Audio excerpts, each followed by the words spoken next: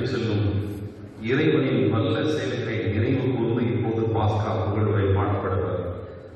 நாம் அனைவரும் இப்போது அந்த எரியும் மெழுகுதிரிகளை கைகள் ஏந்தி ஆண்டவர் புது வாழ்வுக்கு ஒளியாக இருக்கிறார் என்ற சிந்தனையோடு அந்த பாஸ்கா புகழுரையை கேட்டு இறைவனை புகழ்ந்து நாம் ஜெபிப்போம்.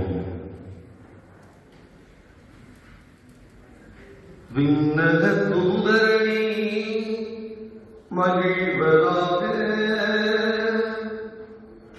இப்புனித நிகழ்வில் பெருமகிழ்ச்சி பொங்குவதாக மாபெரும் உணர்வதாக இப்பெரும் சுடர்களால் அழகு பெற்று அன்னையாம் திரு அவையும் கழிகூர்வதாக இத்திருவிளக்கின் வியத்தகு ஒளியை சுமந்திருக்கும் அந்த திருவிளக்கின்